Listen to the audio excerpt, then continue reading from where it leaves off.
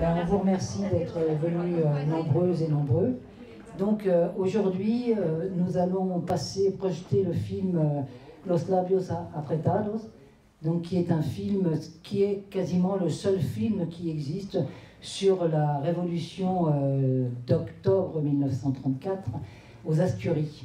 Donc un mouvement qui a été écrasé en Catalogne, qui a été écrasé au Pays Basque, un peu partout en Espagne, puisqu'il y avait un mot d'ordre général de soulèvement, mais qui, aux Asturies, a pris, et donc il y a eu la création de la commune des Asturies avec une expérience sociale déjà hors du commun. Et évidemment, ça n'a pas plu aux autorités, même aux autorités républicaines, rappelons-le.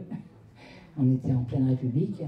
Et donc, voilà, un général du nom de Franco a pu s'exercer à ce moment-là pour écraser de façon sanglante les mineurs. Donc, celui qui a réalisé ce film et qui va donc nous capter pendant 90 minutes, c'est Monti, Sergio Montero, qui est fils de mineur, petit-fils de mineur, arrière-petit-fils de mineur, et qui est, je crois, le premier de la lignée à ne pas être descendu dans les mines. Voilà. Bonsoir, je suis Monti, je suis de las Asturies. Quería dar las gracias a todas y a todos por acercaros esta tarde a ver este largometraje documental. Se grabó en Asturias, en Argentina y en Uruguay, y cuenta la historia de la Revolución de Octubre de 1934 a ambos lados del Océano Atlántico. Alors, vous avez compris à peu près, non? Bonsoir, je voulais vous remercier d'être là aujourd'hui pour voir ce documentaire qui raconte un peu l'histoire de la révolution des Asturies. Il était enregistré en Asturies des deux côtés de l'Atlantique et aussi à Buenos Aires. ¿Por qué en Buenos Aires? Je demande pourquoi en Buenos Aires. Et Uruguay, oui. Lo vais a ver ahora en 13 o 14 minutos, vais a saber por qué la historia se empieza a contar desde uno de los exilios de la Revolución del 34, que aparte de Francia, Bélgica, Holanda y la URSS, también hubo gente que se fue a Buenos Aires, y por eso la historia se cuenta desde ahí. Bon, il dit que vous allez comprendre pourquoi l'histoire commence à Buenos Aires. L'Argentine, c'était un des pays, à part la France, la Belgique, tous les pays européens.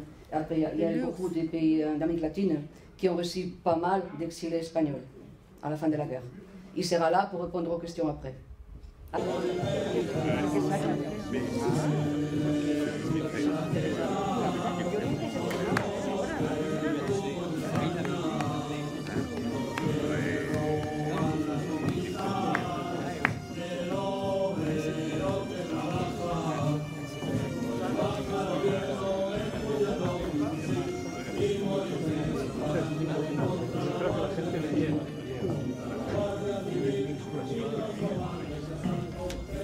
Après une leçon d'histoire aussi forte,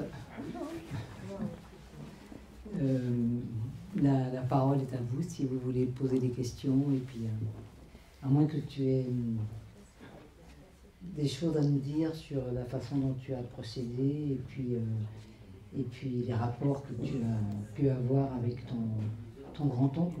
La relación que tenías con... ¿Quieres contar algo sobre la relación que tenías con tu tío? El tío que se murió, que fuiste a buscar los papeles. Ninguna. No tenía ninguna relación. Digamos que era una persona joven a la cual no le importaba viajar a Buenos Aires. Me pagaron el viaje y en un principio fui a arreglar papeles sin saber que ese viaje me iba a cambiar la vida. Il dit qu'il n'était pas au courant ni de l'histoire, ni avec la relation qu'il n'avait aucune relation avec son oncle paternel, parce que il était juste un jeune qui est parti là-bas, on lui a payé les voyages, et il était content de partir à Buenos Aires.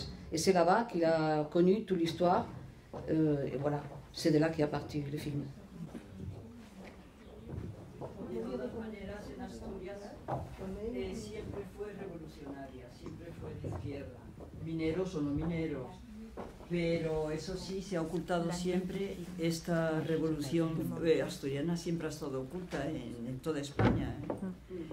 Se conoce muy poco. Yo sé que en Gijón, en La Franca, en el sitio donde yo tengo una casa, allí se mataba a la gente terriblemente y todo el mundo estaba prisionero. Todos los hombres del pueblo estaban en Llanes, en la cárcel de Llanes. Sí. Elle dit que bon, elle est des Asturies, qu'ils sont reconnus, les Asturiens en Espagne, pour être très révolutionnaires. Que là, à Llanes, là où il a Llanes, dans tu casa. La Franca. En Gijón. Bon, que en Gijón, tout le monde connaît, il y a des endroits où on fusillait, normalement, on va dire, entre guillemets, non? C'était... Si. J'étais un peu partout en Espagne, aussi. Si. En 34, non, mais en 36. Alors, la question de paysans du Danube, excusez-moi, il faut que quelqu'un se lance. Il y a dans le film des gens qui, effectivement, n'ont plus l'air très très jeunes, mais ont l'air encore en très bonne santé, en grande forme. Or, ils nous disent qu'ils avaient 10 ans, 14 ans, 16 ans en 1934. Donc, la question toute bête, c'est quand ces interviews ont-elles été réalisées? Et est-ce que ces gens vivent toujours? La pregunta es cuando hiciste las entrevistas, porque aparece la edad que tenía estas personas durante la revolución, ¿no? Tenían 16 años, 10 años, que cuando hiciste las entrevistas, y todavía viven. Actualmente, de las personas que yo entrevisté para el documental, solamente viven 2. Los más jóvenes. Uno de ellos tenía 8 años, se llama Urbano Villa, participó en el documental, decía que tenía el pelo que no se le veía la cara.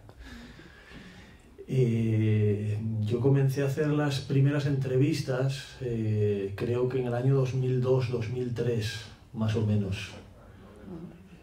Algunas se siguió haciendo entrevistas hasta pues pocos meses antes de estrenar la película, que la película se estrenó en el Festival Internacional de Cine de Gijón en el año 2018. En ese año hicimos la última entrevista a un hombre que se llama Ángel, que contaba que él era un niño, vivía al pie de la carretera y escuchó ruidos y cuando se abrió la ventana de su casa vio la revolución en marcha. Entonces, de unas entrevistas a otras puede haber, pues eso, 10 años. El proceso de construcción de la película, pues fueron más o menos esos 10-11 años. Yo, cuando comencé a hacer las primeras... Alors, il a commencé en 2002. L'actualité, il y a juste 2 personnes qui sont encore vivantes. Parce que le film a été réalisé, l'a présenté en 2018. Et il y avait juste le monsieur qui parle qu'il a trop de cheveux, qui est vivant encore. Et le dernier qui a interviewé, c'était le monsieur qui dit, el que decías que era pequeño cuando abrió la ventana, ese fue el último. Le dernier qu'il a interviewé, c'était celui qui dit qu'il était un enfant et qui a entendu des bruits et qui a ouvert la fenêtre, il y avait les barricades. Cuando yo comencé a hacer alguna entrevista antes de ir de viajar a Buenos Aires, yo sencillamente tenía la ilusión de que los testimonios con los que yo había crecido, yo soy natural de la cuenca minera asturiana, no se perdieran, que aquellas historias que yo había escuchado siempre de niño, sin prestar mucha atención, no las apagara el ciclo biológico de las personas. Entonces, cuando yo comencé a grabar, simplemente lo hacía para que esos testimonios no se perdieran. Yo no me imaginaba que en un futuro todas aquellas entrevistas se iban a convertir en una película. Voilà. Alors, son intention, c'était d'avoir des opinions des gens qui racontaient l'histoire. Il n'avait pas l'idée de faire un film. C'est-à-dire, c'était jusqu'à la fin que toutes les opinions de tous les gens qui avaient vécu l'époque, qui racontaient. Son intérêt, c'était juste d'avoir que tous les l'histoire qui racontait ces personnes-là, voilà, ne meurt pas, non, parce qu'ils étaient déjà un peu âgés, juste pour conserver un peu l'histoire de la cuenca minera, non, du bassin minier de Asturies, la zone de la Felguera, tout ça. Voilà. Et finalement, c'était le film qui a été réalisé avec tout ça qu'il avait récupéré. Voilà. Gracias por este documental. Je vous remercie. L'association aussi, il était excellent. Moi, j'avais une question. Je voulais rebondir sur la dernière question du documentaire. En fait, c'est une histoire qui est très peu connue. Aujourd'hui, qu'en est-il? Est-ce que ces témoignages sont repris? Quel est l'état de la recherche historique en Espagne ou ailleurs? Est-ce que ça bouge? Est-ce que ça se fait connaître? Parce que c'est vrai, moi aussi je suis d'origine des Asturies et c'est une histoire qui est peu connue. On nous parle d'événements comme ça et ces témoignages sont quand même très symboliques. Entonces te dice que esta historia es poco conocida, como ya dices tú, una película, ¿no? Es que cómo está la situación ahora de investigación y de búsqueda sobre esta historia en España. ¿Hay más interés o...?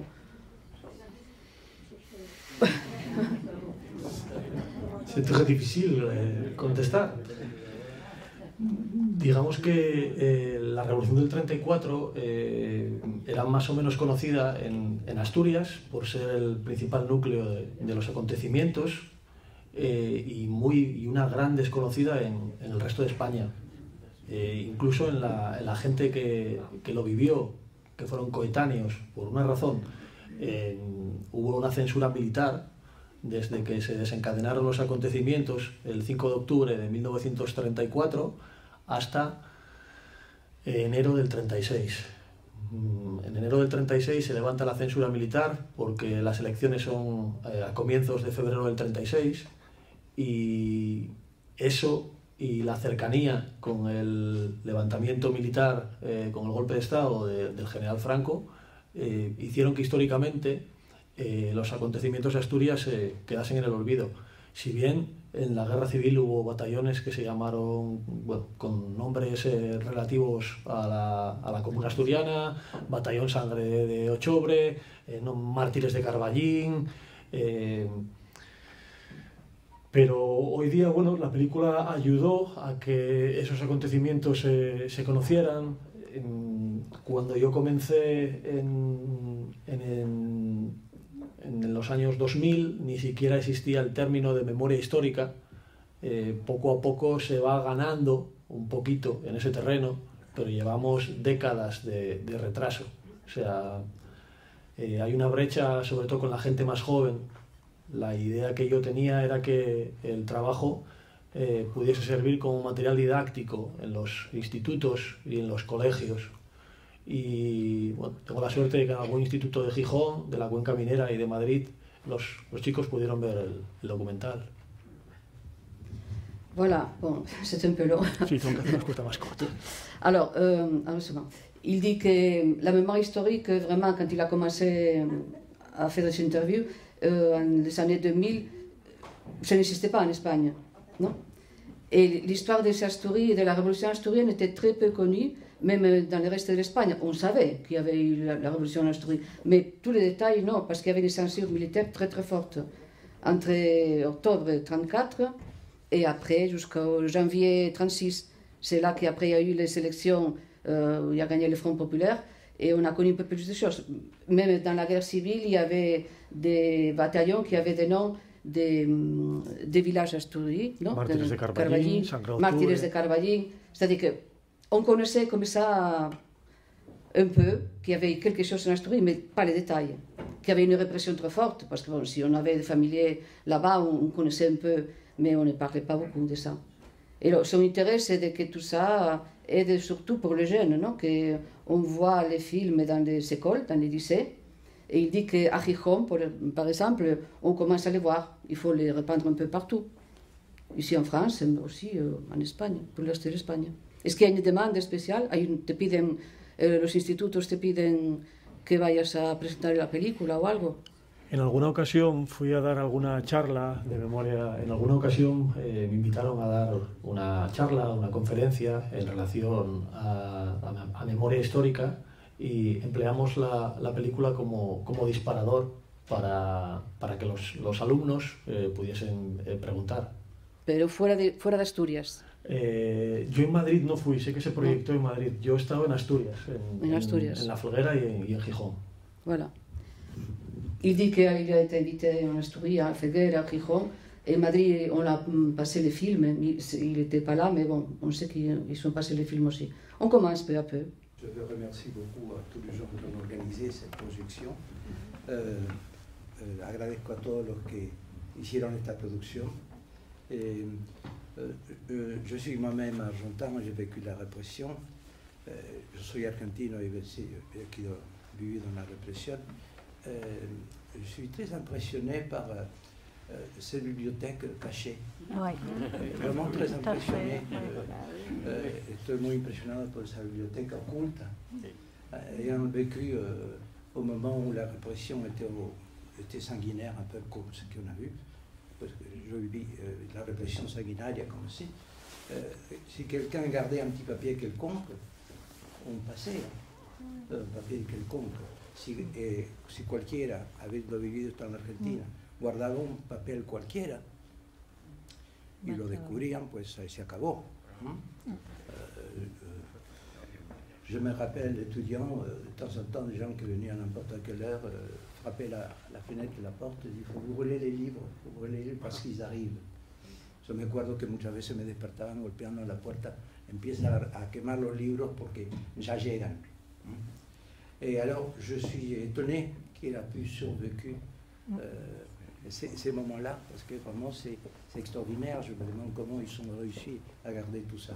C'est que estoy muy impresionado por el hecho que haya sobrevivido una biblioteca que tiene un valor que tiene, ¿no es cierto? La révolution du monde, la mémoire du monde révolutionnaire. Et là, j'ai regardé les titres quand ça passait très vite.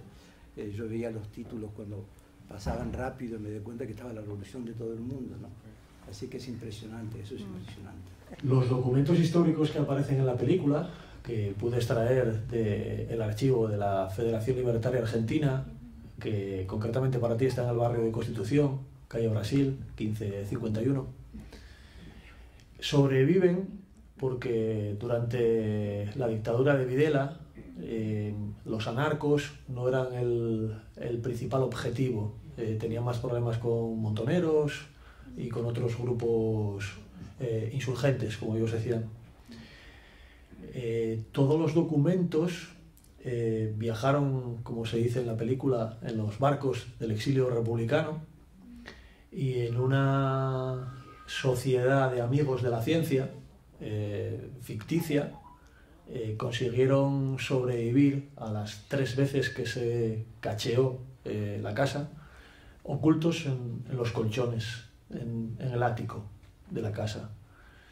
Simplemente quiero añadir de que toda esa documentación y todas esas cajas que aparecen desde Francia, España, Italia, Polonia, la URSS, fueron donados por viejos militantes, en este caso anarquistas. También hay donaciones de gente normal que tenía documentación o revistas en su casa, y poco a poco se fue integrando esa biblioteca. Yo conocí a toda la gente que organizó el archivo, y después de salir de aquí enviaré un mensaje a Buenos Aires diciendo que un compatriota me preguntó por la federación.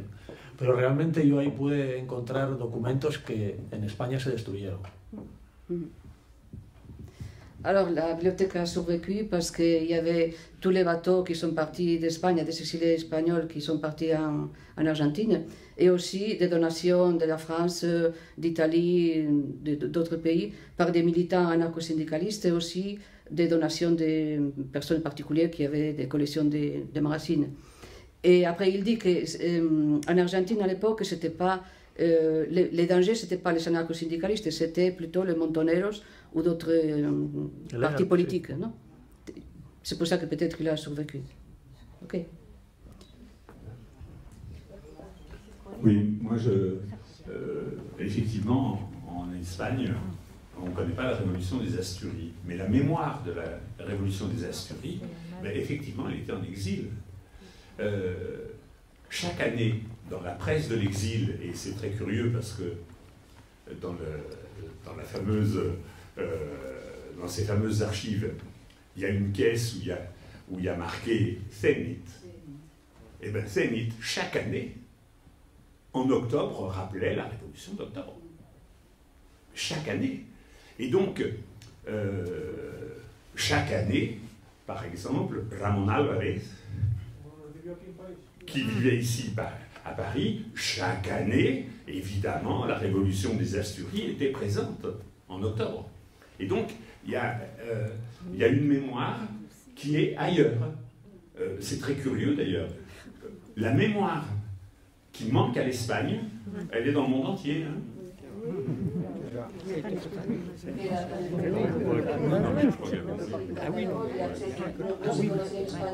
C'est le contraire.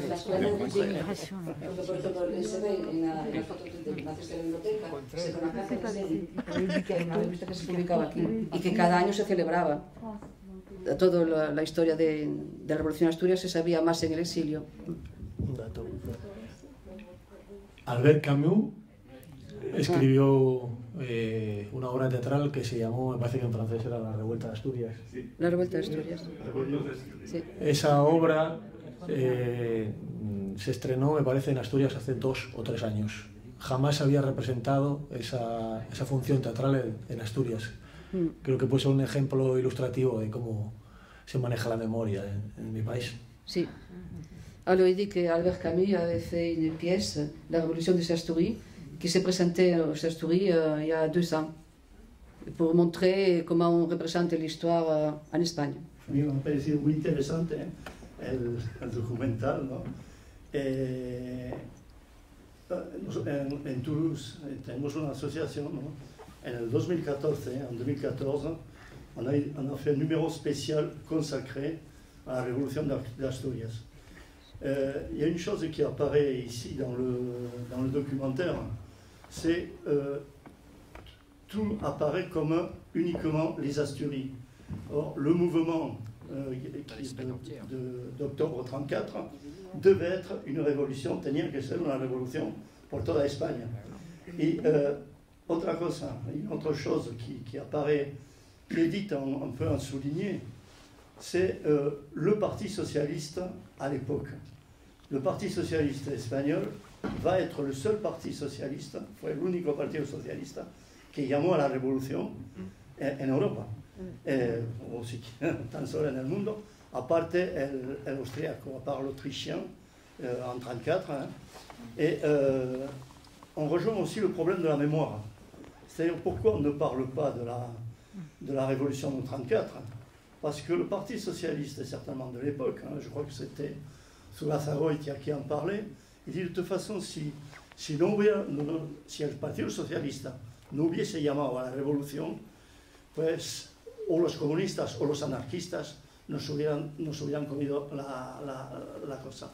C'est-à-dire que le Parti socialiste s'est lancé avec Lalo Caballero et les caballeristes dans la révolution parce que sinon ils pensaient qu'ils allaient être dépassés par les communistes ou plutôt par les anarchistes. L'autre élément que me parece interesante es el papel del Partido Comunista en la época. El Partido Comunista en la época está en contra de las alianzas obreras. Le Parti communiste dénonce les alliances ouvrières comme étant des organisations fascistes. C'est uniquement le BOC, à l'époque il n'y avait pas encore le POM, le BOC, les socialistes et les anarchistes, surtout en Catalogne, mais en Catalogne et aussi les syndicats indépendants, qui ont été virés de la CNT, que van a llamar a la Alianza Obrera. Et ce sont la tendance qui était caractérisée comme la plus modérée, celle des Asturies, qui, elle, va faire l'unité avec la UGT. Es la tendencia que parecía más moderada de la CNT, que va a ser la alianza obrera con la UGT. L'autre élément, le dernier élément, je pense que c'est par rapport à la mémoire. Le Parti socialiste ne veut surtout pas parler de la révolution d'octobre. Le Parti socialiste actuel, qui n'est plus, Et d'ailleurs, même en 1934, en la época, en el 34, el Partido Socialista francés y otros partidos socialistas no querían hablar de la revolución, incluso habían denunciado lo que había pasado en España. Les partis socialistes, en particulier belges et hollandais, et même français, avaient très peu aidé. C'est justement à ce moment-là l'internationale communiste qui, elle, va utiliser la révolution d'octobre, à laquelle elle s'est jointe pratiquement la veille. Et ce sera uniquement en 1935, será únicamente en el 1935, cuando la internacional comunista va a girar y va a llamar a la unidad, pero más allá, hasta sin límite a la derecha, sans appel a la droite. Bueno, ya está. Conmemora la revolución de 1934 es el Partido Comunista, cuando en la época estuvieron totalmente en contra de la Alianza Obrera. El Partido Comunista se une a la revolución cuando la revolución está en la calle. Sí, fue lo que dijo él antes, que no le interesaba las cosas. La revolución de Asturias no fue inútil, al contrario. Elle n'a pas été inutile, la révolution des Asturies, qui s'est étendue aussi en Aragon, à Palencia et dans d'autres endroits. Y en Galicia también hubo protestas. Pero no fue inútil. Si el golpe del 18 de julio no fue solo un golpe, fue precisamente por la experiencia de la Révolution d'Octobre. C'est-à-dire, c'est à cause de la Révolution d'Octobre qu'à partir de là, les militants socialistes et anarchistes se sont dit, là, il faut préparer autre chose, il va falloir se préparer de façon armée. Et si le 18 juillet va aboutir à une révolution, c'est grâce à l'expérience qui avait été accumulée. Enfin, c'est pas moi qui le dis, hein, c'est même c'est Nin, etc., qui en parle, Nin et autres qui hablan, qui disent que merced a la révolution de Asturias fue la révolution à partir du 19 de julio del 36. C'est la révolution de 1936. Et ça devient une guerre civile, et ça n'est pas un seul coup d'État ou un cuartelazo. C'est grâce à l'expérience de la révolution d'octobre 34. Estaban ya preparados los anarquistas y socialistas con armas, esperando ya un golpe de Estado.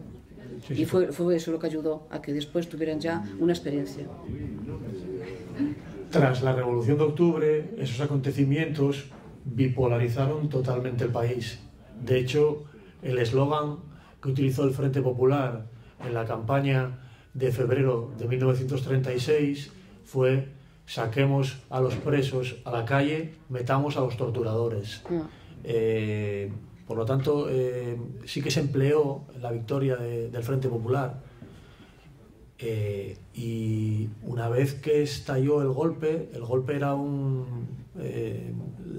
los organismos obreros, los sindicatos especialmente, llevaban meses esperando el golpe de Estado. No cogió a nadie por sorpresa. Alors, il dit que la révolution d'Asturias, c'est déjà ce moment qui a partagé l'Espagne en deux, parce que le slogan du Front populaire, qui ont gagné en 36, en février 36, c'était l'amnistie de tous les prisonniers qui étaient encore en prison, non? C'est-à-dire, sortons les prisonniers des prisons et mettons les tortureurs là. Qui no ha sido traducido al francés, desgraciadamente. C'est le livre de Paco Ignacio Taibo II, qui pourtant est connu en France, n'a pas été traduit en français. Et il est extraordinaire. C'est d'origine asturienne. D'autres questions ou on ferme? Non? Bon, ben, on vous remercie vivement. Et on remercie beaucoup d'avoir fait ce travail de toute la vie. Alors, ce qui est de particulier, notre prochain rendez-vous ne sera pas ici, mais sera le 14 avril à l'auditorium de l'Hôtel de Ville, où nous aurons une conférence qui aura pour thème Albert Camus et la République espagnole. Donc nous aurons comme intervenant Aimé Marseillan, qui a travaillé et qui a, notamment sur cette fameuse revue du CTDE, été un peu le commissaire de cette revue, de ce numéro sur Albert Camus. Et nous aurons une intervention filmée de Maria Lopo, qui est la spécialiste espagnole et française aussi, de Maria Cazares. Voilà. Et nous essaierons, parce que l'auditorium de l'Hôtel de Ville, il n'y a pas la possibilité de faire une visioconférence avec elle, mais nous essaierons de l'avoir en direct, en audio, de façon à ce qu'elle puisse répondre à vos questions. Voilà.